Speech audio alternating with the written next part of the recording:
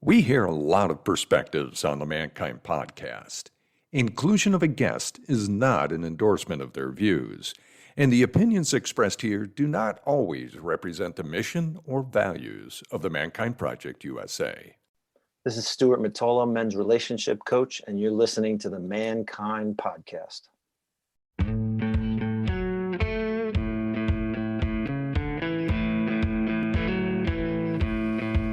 Looks like the rain has gone. Welcome to the Mankind Podcast.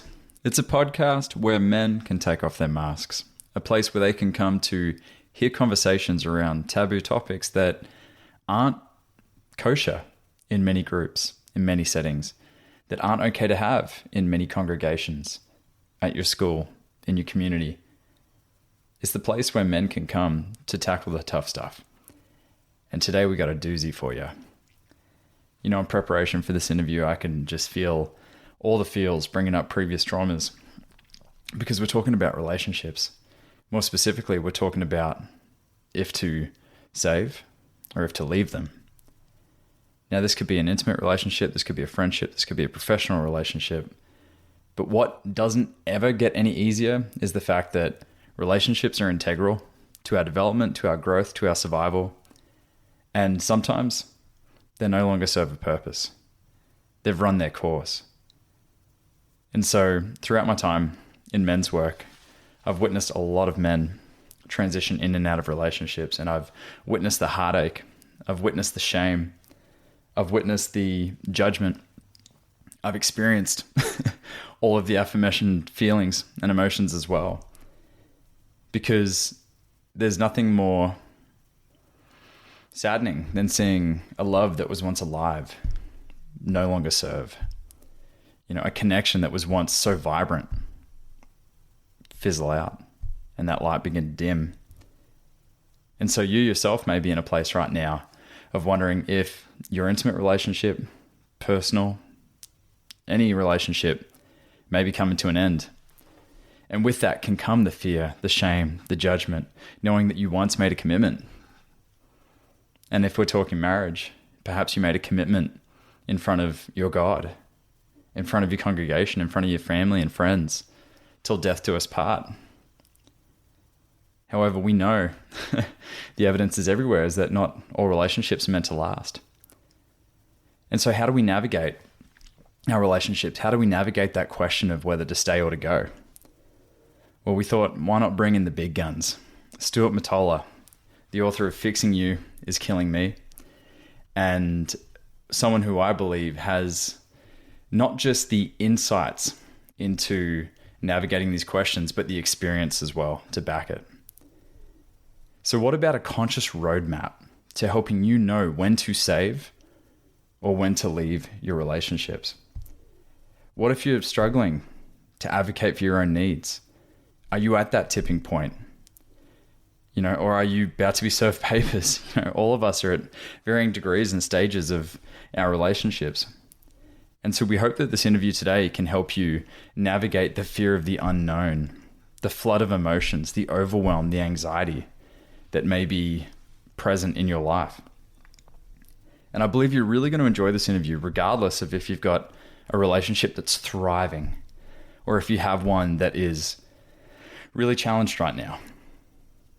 Because regardless of where you land in your relationships these days, what we're going to cover in this interview is all very helpful to know how to communicate and advocate for your own needs. How to communicate to your partner when you're having fears, when you're having doubts. You know, Stuart does a great job of going into his process and his work and how you can better communicate all of this to your family. So again, whether you're in a fantastic place in your relationships or where you feel like you might be at the brink or at the end, just know that this interview is going to give you insights and tools of how to better navigate that journey. And so that's enough from me. I want to welcome in Stuart Motola, and I hope you enjoy this interview of how to know when to save or leave your relationship. Enjoy.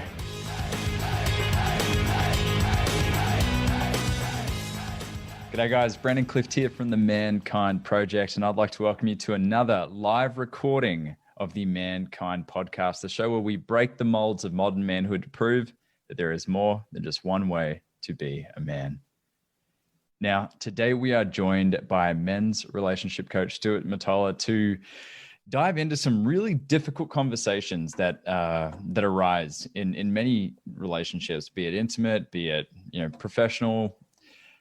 And what I judge from my experience being in men's work and sitting in men's circles for a couple of years now, these are the conversations that I see men hold on to in a sense of it. You could tell it's in the back of their mind, just sitting there festering.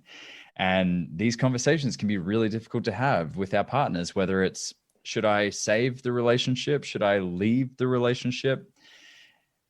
And just from my experience of watching men kind of dance around this conversation because it is so challenging, I wanted to make sure that we had an expert come on to speak to this, because I judge this to be a very important area of growth and work for men, being that relationships are so integral to our development and what I judge to be a fulfilling life. So Stuart, mate, go ahead and introduce yourself. Tell us what you're about and we'll get underway. Sure thing, Brandon. Thanks for having me on the show. I'm Stuart Motola, men's relationship coach. And in a nutshell, I help guys get unstuck in their relationship. And usually that comes down to when they're in that crossroads. They're in that space of uncertainty. Maybe it's a low-level anxiety, like something's off in my marriage or my relationship. Or maybe it's right in front of their face where they're being served with divorce papers. They're not certain how to proceed. And regardless of the stage that they're in that save or leave journey, and I'll talk more about that, throughout the show. I help them get in integrity with themselves to know what's in their gut, what's right for them, because often the heart just takes a man in so many different directions. And as anybody who knows the state of manhood today, guys have a lot of trouble accessing their heart to get the message and the data of what's going on there, and then to sort it out with, what they really know within themselves is integrity with their future path, whether it's the desire to honor their kids. I see a lot of men staying in dysfunctional marriages to honor their kids, and they don't realize that they can honor their kids and uncouple. That is a path. That's an option. But at the end of the day, I don't tell any man to save or leave his relationship. My job is to guide him into the deeper truth, for him to come to his own knowing with that, to get support from me, to be challenged by me, because I believe the greatest love is support and challenge, and how to navigate, whether that's like staying on the safe side. Okay, dude, you're going to show up. You're going to start to speak your wants and needs. You're going to be more transparent. You're going to get past that fear of rejection. We're going to work with that. Or on the leave side, okay, you want to honor your wife and your family and your kids, and you have these fears about the shared assets of the home, of the eruption. Divorce is a massive midlife rupture for an individual. And for those who are familiar with the hero's journey, bam, that's right in your face right there if you're approaching that. So we'll go more into detail, but that's just an initial snapshot. Well, mate, there's a million questions I want to ask you. But first, I always, when I meet someone that's working in a specific space, like a specific niche, like men's relationship coach, especially even further niche down to that difficult tipping point, right? That decision of stay or leave.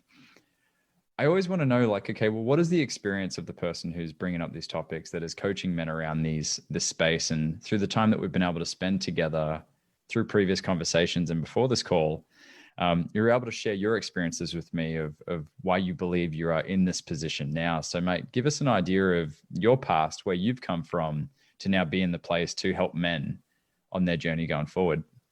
Yeah, for sure. I was in a 20-year marriage, a 25-year relationship, and we had and have a 21-year-old son now. And during the course of our marriage, there was a lot of ways in which I was trying not to be that toxic male or that over aggressive guy. I had a model in my home. God bless my dad, beautiful man. I saw his gifts and his abilities. But at the end of the day, there was an absence. He was working a lot.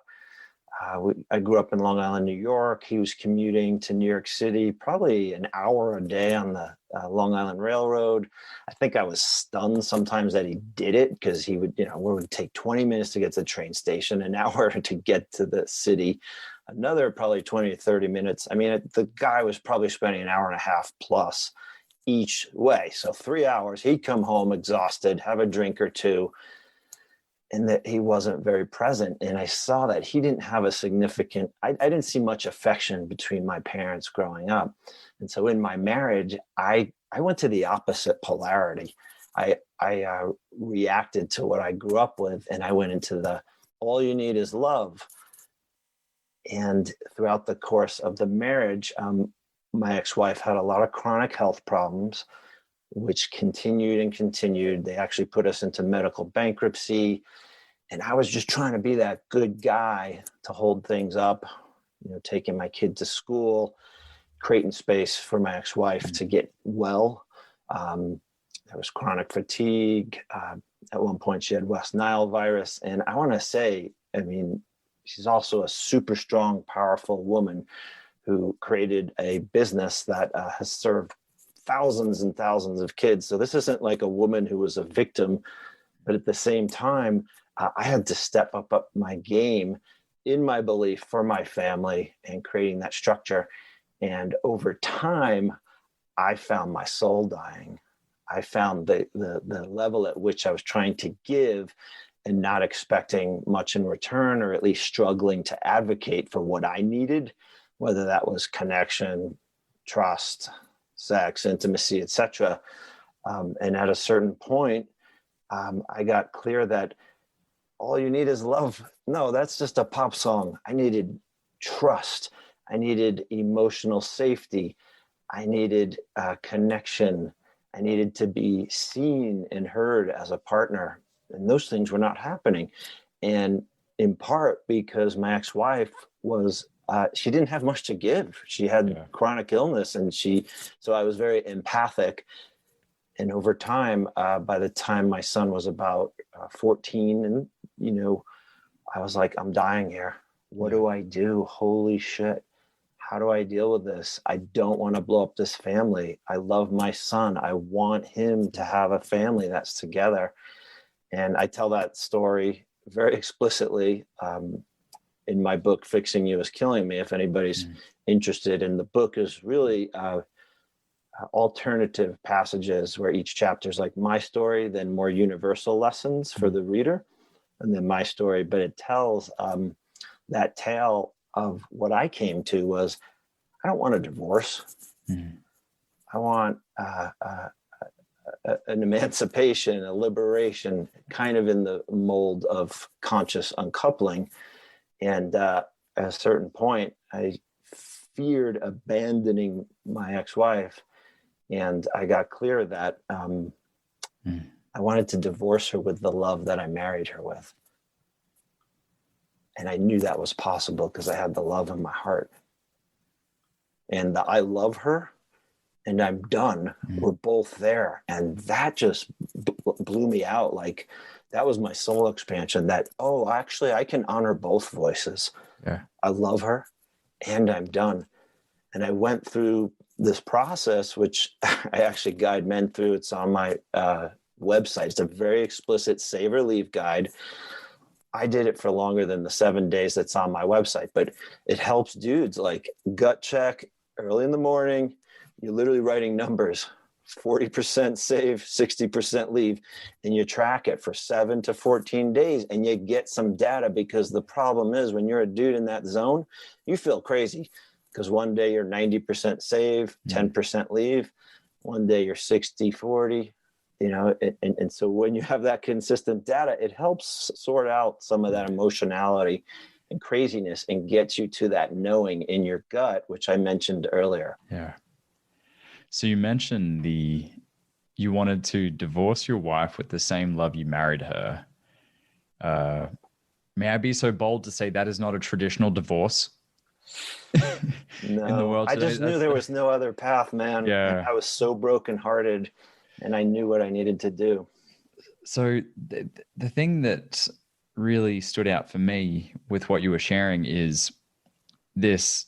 I could almost feel, not fully understand, but in a sense feel or empathize with your experience of, well, let me ask you the question. Did you ever have that conversation with yourself of like, how dare I advocate for my needs right now while my wife is going through such a difficult time? All the time, man. And you know where I got my needs met? Where? Men's groups. Yeah. I got my emotional intimacy needs met by beginning to attend men's groups with the Men's Leadership Alliance out of Boulder, Colorado in 2003. And I watched men.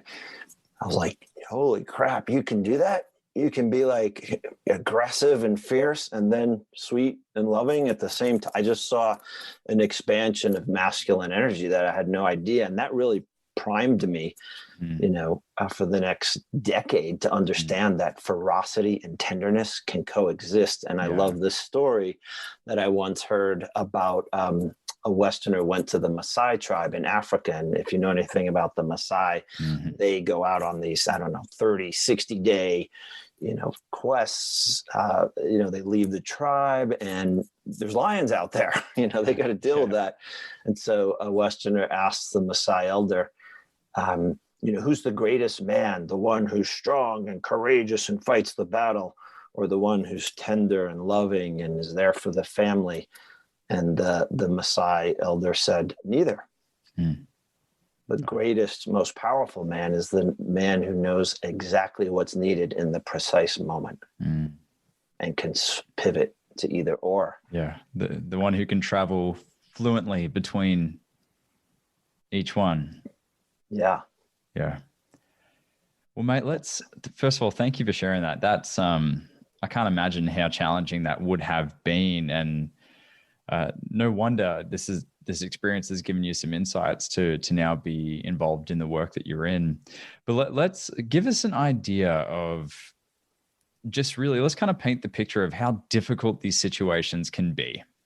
Right. You mentioned things like, there's with a divorce, there's finances, there's children, there's perhaps insurance, there's all these different things that come into play that I'm sure men put front of mind. Like they start thinking about these things, the tick boxes, the things that need to be ticked off. What is it that they're actually choosing not to see, or more importantly, choosing not to feel in these situations? When they're trying to think about, well, how do we make sure that little Timmy isn't traumatized from this? And how do I make sure I look like the good guy in what's happening?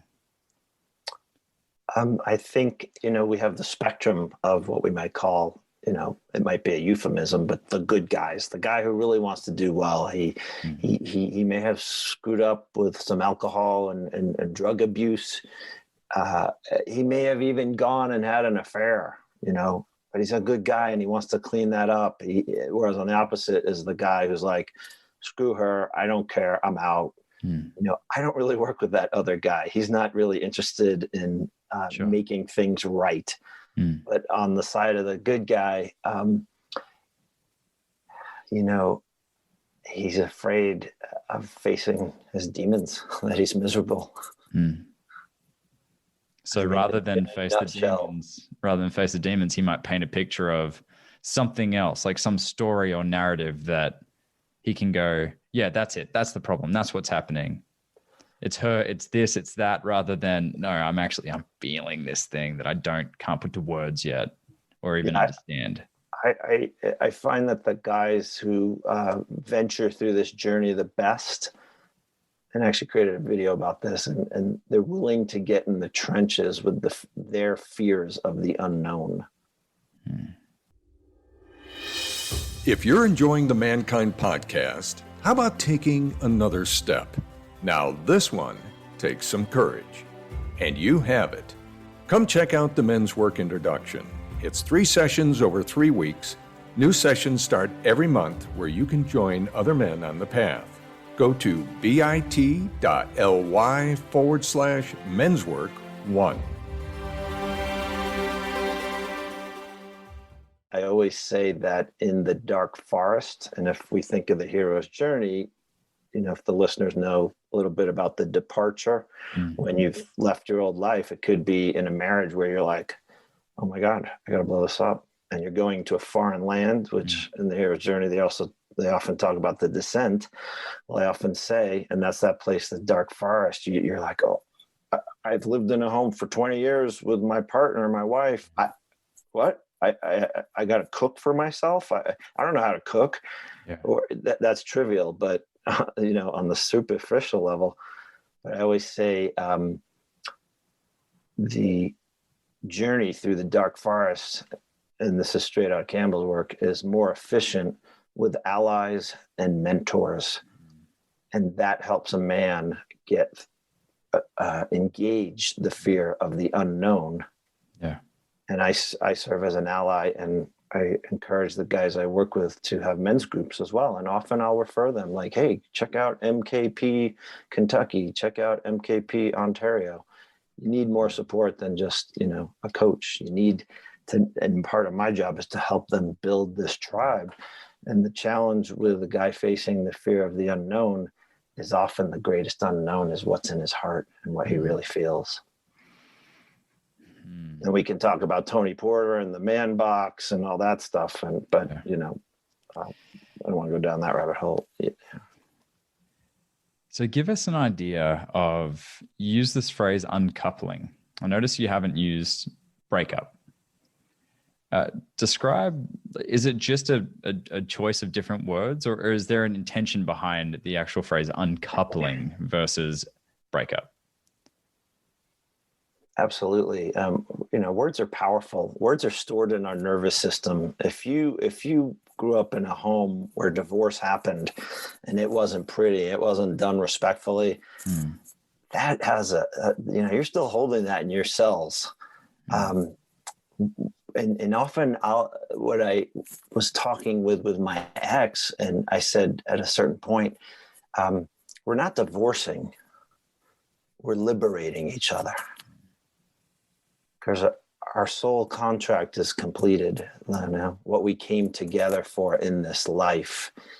And so whether it's liberation, or in my book, I talk about conscious emancipation, the phrase that most people are aware of is uncoupling. These are a way of saying, you know what?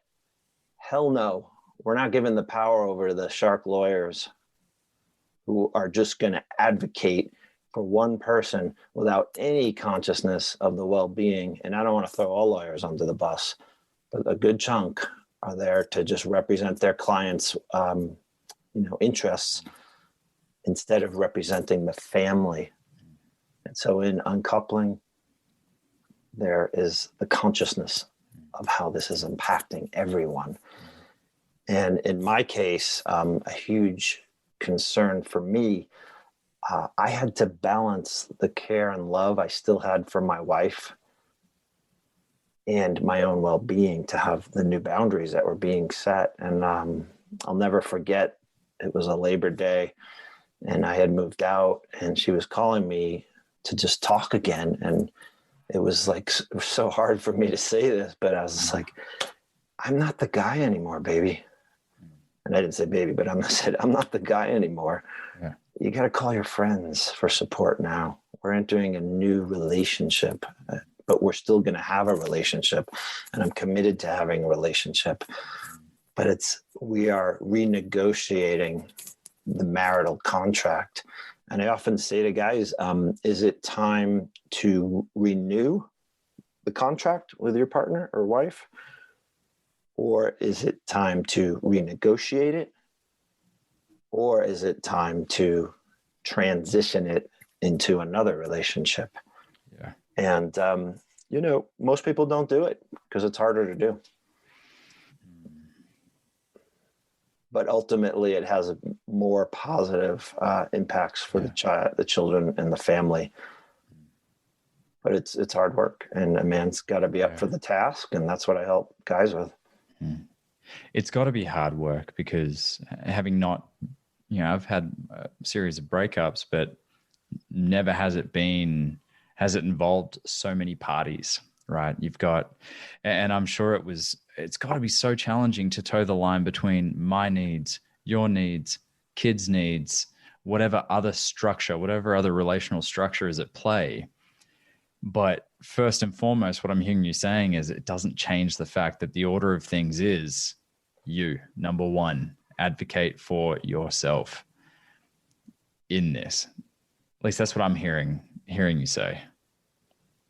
Yeah, and I think it's a balance. It's subtle and it's nuanced. And in my book, I talk about the fine, thin path, that gray zone in between of I'm done, screw her, and oh my God, I want to do right here. I want to honor my family. I want to honor this person who I've had all this shared history with. And, some of the explicit steps. And I always, people don't, when people are in that phase of considering divorce or uncoupling, they're in their heart trauma. They're not in their full capacities, head, heart, gut, balls. They lose, well, that's for guys, and they lose touch with these other parts because it's such an emotionally traumatic event. Mm-hmm. And the simple truth that your family is going to continue, your marriage may not. Mm-hmm. Let's keep track of that. Mm-hmm. And I always say, remember, this is the mother of your children. If you don't honor her as best as you can, you're not honoring your children. And I've worked with guys whose, wives did hire the shark lawyer. And our work was strong shield, open heart. And the open heart part was like, you're going to pause every time you want to throw 10 darts back, and you're going to think about your kids. And you're going to hold this strong masculine of ferocity and tenderness, knowing you have to advocate for yourself. Because some guys, they got that nice guy thing, and they'd rather not advocate for themselves, allow her to get what she wants just so they can get out of it. And I'm like, no, time out, brother. You're going to drag that to the next relationship. Right. Yeah. Yeah. So we say, time out. You need to advocate for yourself here. And a lot of guys confuse assertion for aggression. Yeah.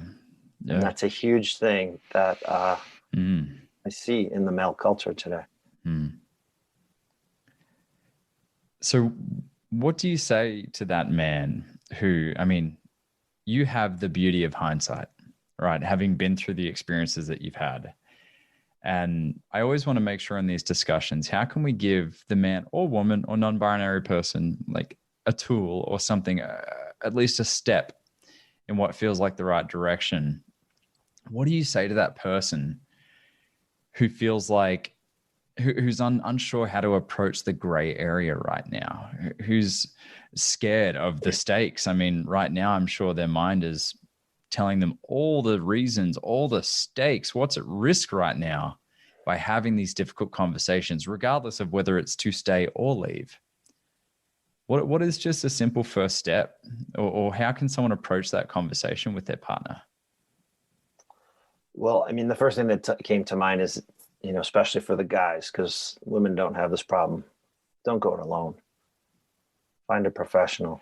Find somebody who can guide you. A lot of women don't have this problem, but I do want to speak to the... Some do. Yeah. But most don't. Find somebody who's gone through the journey. And a lot of times I do work with a lot of guys who've been in therapy for years, and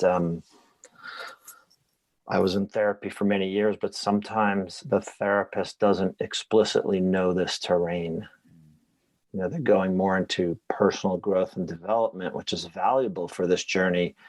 But personal growth and development is going to happen as a result of this journey as well. And to have a guide, a coach, an ally who explicitly knows the journey of uncoupling, or explicitly how to renegotiate, revitalize, renew the marriage or relationship. And I often say, if you go with your wife or partner or husband to a couples therapist and you're not clear whether you're going to save or leave, it is my hope that the couples therapist is upfront enough with you to ask, are you guys here to make this work or to get out? And a lot of times people go, well, we're actually here to get some clarity. And it just typically, I don't see it working that well. And there are times where a couples therapist can guide them to some clarity. But you want to hear a stunning fact? 80% of therapists who practice couples therapy have never actually been trained in couples therapy. They just picked a niche. Those clients are showing up at the door, and that's not to say that they don't have game. There are specific types of couples therapy that I'm a big fan of, such as RLT, relational life therapy, EFT, emotionally focused therapy. Yeah. But if you go expecting the couples therapist to give you that answer or tell you that truth, you give away your sovereignty. You give away your ownership of the decision, and it just doesn't put you in a strong position. Like you said, the answer is internal. Like there's a deeper knowing of what is right for us individually, and the therapist or the guide, let's just call them, if we make it hero's journey, the guide's job is to help create an experience that draws that out and understand what the call is. And whether a man is or an individual is willing to answer the call, that sense of the call, like, I don't know, I feel like something's bigger for me beyond this relationship, or I feel like the call is like, this is all happening and things are blowing up on us because we have this second chance that is coming to us that we were too busy working, taking care of the kids and doing everything and ignoring each other to pay attention to. And now we have this gift in this rupture to actually step back in, fully invested, both of us, or obviously on the other side, not. Well, mate, clearly this is something that is you're very passionate about, and this is a conversation, or this is a topic that you're very experienced in, and this is the kind of conversations that you like to be having. So I want to ask you, mate, tell us about your work, tell us about your coaching, and how people can find out some more information about you. Sure. So as I said up front, I explicitly message and work with men, but more and more women are coming to talk to me these days, and it's interesting. And my coach asked me, why do you think that is? And I said, it's partially because they want the man's perspective, because often they're in relationship with a man that they're not getting much information from, emotionally, primarily. And second, the guys, that what I tend to see is this arc of self-betrayal, as men, and it's basically voicelessness. I see a lot of guys who they kind of step out of the relational realm, the marital realm, go handle work, go handle, the functional logistical things in life, but they leave the relational realm in part because they've never been fully trained how to do it. I often say guys are great at transactional consciousness, which is, you show up at work, you do A to get B. You work hard, you get a raise. It's very concrete, versus relational consciousness, which is more abstract. And one of the key rules that I teach of relational consciousness is when things are getting heated, much better to be connected than to be right. Let go of being right. Yeah. And that's a really hard thing for men and women to step into. But circling back to, the reason why I'm seeing more women is there's a voicelessness that naturally occurs in the way women are often raised in the United States. Be pretty, be seen, don't get too big. Don't rock the boat. That's changed a lot, obviously, over the last 20, 30 years. Good. But I'm typically working with people between the age of 40 and 55. So they still had a flavor of that. Sure. But at the end of the day, Brandon, just succinctly put, I'm taking people through what's called that midlife crises of relational rupture. And I call it midlife opportunity. and to understand how to be true to themselves is also good for their family, even though it can seem really contradictory. Well, how is being true to myself and knowing I need to end this marriage good for my family? Yeah. Well, in my case, I had a coach who said to me, and this is a little crude, but he said, Stuart, how long are you going to continue sucking your balls up for your son's mother? What kind of model of manhood are you giving him? It's crude, and yet there was a sense of truth in that I was not at my best and most vital me. I was weighted. I was full of anxiety. I was burdened. And I say I was betraying myself. Yeah. And so, your son was probably absorbing all of it. Exactly. He was absorbing this message of suck up and answer to mama. And our relationship's transformed in the last 5 years to just such a beautiful place where, he wouldn't talk to me for a few months. And, we've come full circle, which has been a beautiful thing. And, actually less than 10 days ago, I had a really nice dinner with my ex-wife and my son. And it's taken a lot of work to get there. Tell me about coming full circle before we wrap up. I want to, if your son was here giving his thoughts and perspective right now, like what are the conversations that you have with your son around these topics, around these discussions? Do you feel like he's that he's kind of done the hero's journey in a sense of like, having witnessed you and, your former partner go through this? I'm curious. I think what he's taken more than anything in our conversations is that, mom and dad still love each other, but they just weren't supposed to be married anymore. Beautiful. Beautiful. Last thing. What message do you want to share with that man right now that is just terrified of either ripping the Band-Aid and leaving, or terrified of even bringing up the notion of trying to save the relationship? What do you want to say to that man or woman or person right now? Notice what it's costing you every day to be in the current state that you are. Ask yourself if that's sustainable. I don't mean to scare you, but keeping that up for a long time could cost you your health. That stress, that inner discord, one might even say a sense of your soul rotting. Ask yourself, can you keep doing that?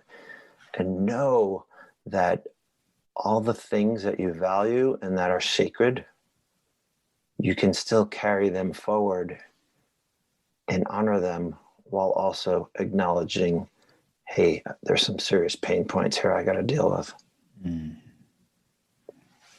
Beautiful stuff, mate. Beautiful stuff. Well, mate, thank you for your time, for being here, mate. I really appreciate you taking the time. I'm coming away richer from the experience. And guys, if you want to find out more about Stuart and his work, check out stuartmotola.com. We've posted links in the comments for those of you that have been live, and it'll be in the show notes for those of you joining us later for when this episode is released. Also, check out his book, Fixing You is Killing Me. It's been referenced through this whole conversation. I'm sure there's a lot of gold in there for those of you that may be asking yourself these really difficult questions right now in your relationships. For those that have joined us live, thank you again for your giveaway. Thank you for your attention. Thank you for your time. Thank you for your comments. It really does mean the world as it helps push and support our mission to help men all around the world know that there is more than just one way to be a man. Love to all of you. Thank you. Stuart, hang around for a hot second, but for the rest of you, we will see you very soon. This has been the Mankind Podcast, produced in association with the Mankind Project USA. I have been your host, Brandon Clift, and I personally want to thank our guests for joining us today and imparting their wisdom from their experiences in this amazing journey called life.